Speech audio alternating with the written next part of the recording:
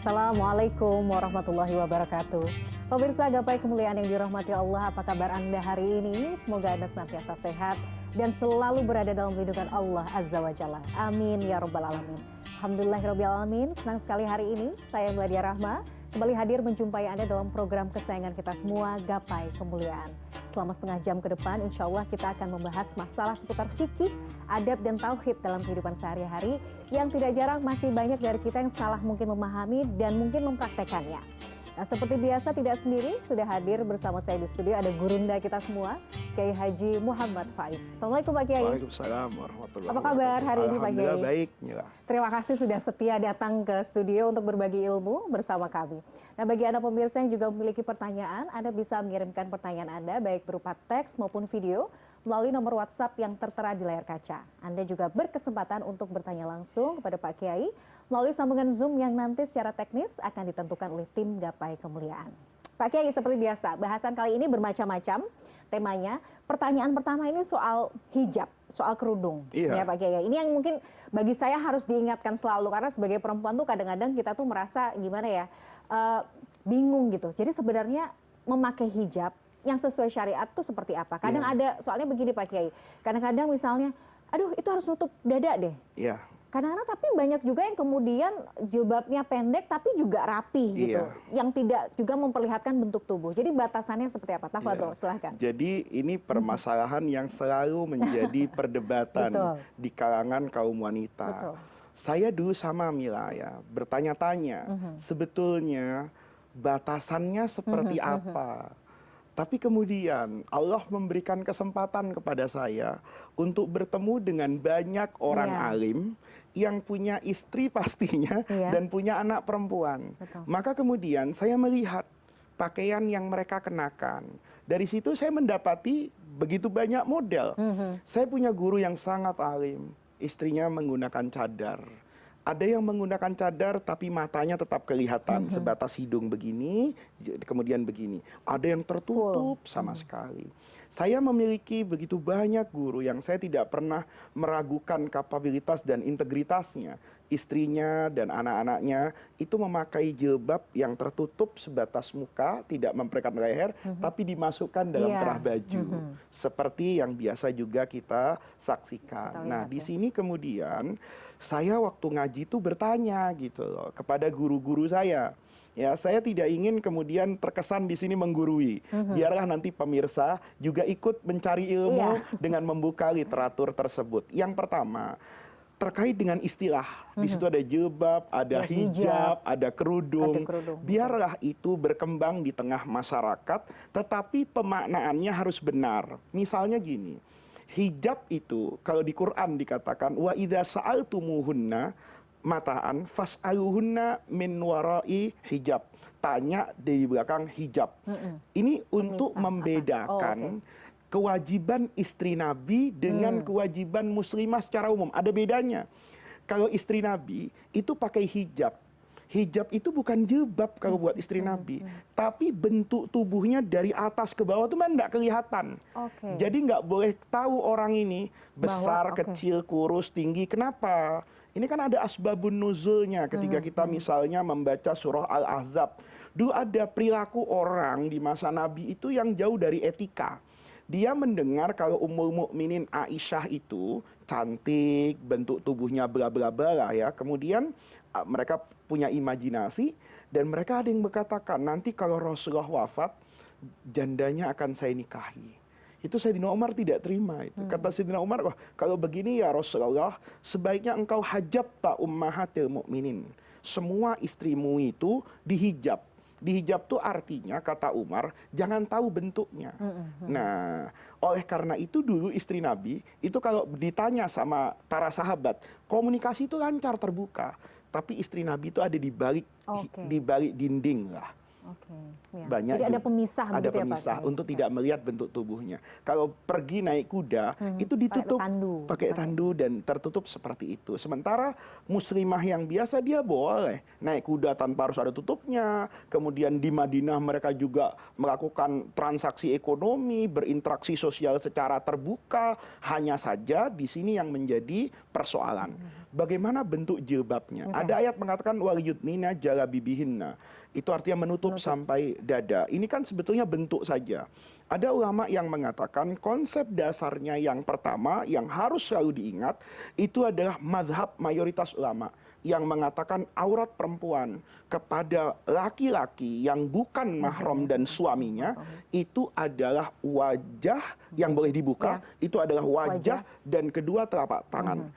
Sebagian ulama dalam mazhab Imam Abu Hanifah menambahkan kaki sampai mata kaki. Itu adalah pendapat yang muktabar di seluruh dunia Islam.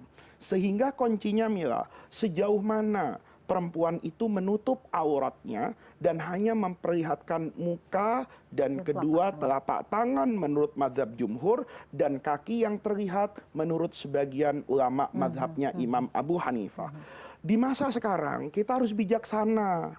Masa iya ada wanita kayak Mila gini udah berusaha menutup aurat, kemudian dipermasalahkan karena tidak misalnya bercadar misalnya. Apa kemudian pantas di tengah-tengah orang yang membuka aurat, mungkin pakai celana pendek, mungkin mempertontonkan aurat yang vital, bahkan saya katakan Mila, kamu itu perempuan yang bermaksiat kepada Allah dengan pakaian seperti ini. Tentu itu tidak memiliki kebijaksanaan. Oleh karena itu saya secara pribadi itu berpendapat seperti yang diwariskan oleh guru-guru saya, menutup semua anggota tubuh kecuali muka, telapak tangan dan bagian telapak kaki menurut mazhab Imam Abu Hanifah. Kemudian bentuknya itu tidak kemudian mempertontonkan, lakukan bentuk yang bisa mendatangkan syahwat. Kalau kemudian bentuknya masih terlihat, saya mohon maaf ya, ini bukan berarti kita bicara porno, tapi ini bagian dari agama. Ada bagian dada misalnya, ada bagian pinggul yang sudah berusaha dilonggarkan, tapi tetap terlihat karena wanita itu berbeda bentuk tubuhnya dari yang satu kepada yang satu. Maka kita harus ingat loh, Allah itu memberikan taklif beban kepada wanita untuk menutup aurat. Tapi kepada laki-laki untuk menundukkan pandangan. Kullil mu'minin yaghuddu min absarihim. Kenapa Mila?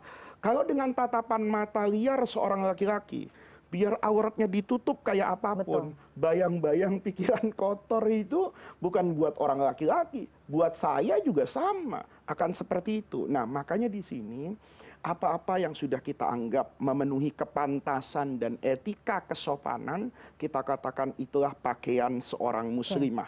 Dia sudah menutup semuanya kecuali muka dan kedua telapak tangan yang terbuka, maka kita katakan dia tidak mempertunjukkan lekuk-lekuknya, tidak menggunakan celana yang kalau masuk itu sulitnya luar biasa, ya. Nah, itu kemudian kita katakan sudah berpakaian sesuai dengan tuntunan syariah. Saya dapat poinnya Pak Kiai, ini Masya Allah menjawab pertanyaan mungkin yang masih galau ya, ini batasannya seperti apa, ini bisa mendapatkan pencerahan. Pak Kiai, pertanyaan kedua, kalau kemudian ada perempuan yang tidak menutup aurat, seperti apa? Apakah, kan biasanya begini, aduh kasihan lo ayahnya nanti ya, nanti akan menanggung dosa anak perempuannya karena nggak menutup aurat. Misalnya mungkin istrinya tidak menutup aurat. Kasihan lo suaminya karena menanggung dosa istrinya. Betul demikian? Itu separuh betul, separuh tidak betul. Nah, langsung kita tanya yang betul seperti apa? Separuh betulnya adalah bahwa Rasulullah itu bersabda, setiap dari kita adalah pemimpin. Laki-laki ditakdirkan untuk menjadi pemimpin di rumah tangganya. Perempuan juga loh. Dia juga menjadi pemimpin menjaga rumahnya. Fakullukum ra'in. Semua kalian itu pemimpin. Wa kullukum mas'ulun an ra'iyatihi. Dan mereka semua akan dimintakan pertanggungjawaban atas yang dia pimpin. Nih logikanya. Menjawabnya mudah kok sebetulnya. Kalau pemimpin misalnya, saya diangkat menjadi presiden misalnya. Saya mewajibkan semua orang beragama dan berpancasila. Tapi ada orang yang tidak mau beragama dan tidak mau berpancasila. Sudah saya tunaikan tugas saya sebagai presiden. Apa kemudian itu menjadi beban saya? Enggak kan. Maka yang paling penting seorang bapak itu mendidik anaknya. Iya, Sampai pada batas kemampuannya. Mendidik itu gimana? Mengingatkan, nak, kalau kamu sudah baligh ya, sudah baligh, kamu wajib menutup aurat. Supaya kamu terbiasa, maka sampai pada usia kamu dikatakan mumayyizah, mulai menjelang baligh, katakan umur 11, 12, kalau belum haid ya, karena anak sekarang ada yang umur 10 tahun sudah haid. Lebih cepat. Ya, lebih cepat misalnya. Nah, ketika pertumbuhannya dirasa lebih cepat, dia diajarkan, dibiasakan. Tapi saya juga tidak setuju kalau anak umur 2 tahun, 3 tahun di TK sudah dipakaikan jilbab, enggak begitu. Kalau dipakaikan jilbab ya di sekolah misalnya dilatih, tapi kemudian jangan menghilangkan keindahan masa anak-anaknya. Nanti dilatih pelan-pelan. Kalau itu semua sudah dilakukan sama orang tua. Nak, ini kamu sudah dewasa. Ini uangnya, nak. Tolong beli jilbab, beli pakaian yang menutup aurat. Anaknya nggak mau. Dia masih punya kemampuan lagi, belikan buku. Handphonenya suruh lihat YouTube. Iya kan? Semua cara pendidikan sudah dilakukan. Anaknya nggak mau. Ma'alaika min hisabihim min syai'. Apa Nabi ditanya sama Allah orang-orang yang tidak mau menerima ajaran agama? Jadi nggak ada. Karena konsep agama itu wala taziru waziratun wizra ukhra. Ini bukan asuransi yang bisa tanggung menanggung gitu loh. Dia akan menanggung sebetulnya bukan menanggung dosanya orang lain, menanggung dosa dia yang tidak menjalankan amanah dari Allah. Kalau saya sebagai bapak, anak saya perempuan, saya tidak pernah mendidik, saya tidak pernah mengarahkan, saya membiarkan. Maka ketika anak saya tidak menutup aurat seperti yang diminta oleh Al-Quran dan hadis, maka saya mendapatkan dosa, bukan dosa anak saya yang tidak pakai kerudung. Kamu berkhianat kepada amanah sebagai bapak, kamu berkhianat amanah sebagai suami, kamu berkhianat amanah sebagai guru, gitu. Baik, jadi itu tadi poinnya ya Pak Kiai. Bagaimana nanti kewajiban dan tanggung jawab sebagai ayah maupun sebagai suami itu yang akan dipertanyakan, bukan dosanya. Jadi kalau nanti ada orang tua yang tidak memenuhi itu, ya hatinya selalu tidak ridho. Gitu. Baik, oke. Pak Kiai, kita harus jeda dulu. Kita akan lanjut ke segmen berikutnya. Pemirsa, pada segmen selanjutnya kita akan sama-sama membahas tentang nih, temanya menarik. Tidak punya anak, lantas siapa yang mendoakan? Nah, nanti kita akan membahas ya Pak Kiai ya di segmen berikutnya. Temukan jawabannya pemirsa saat lagi hanya di Gapai Kemuliaan.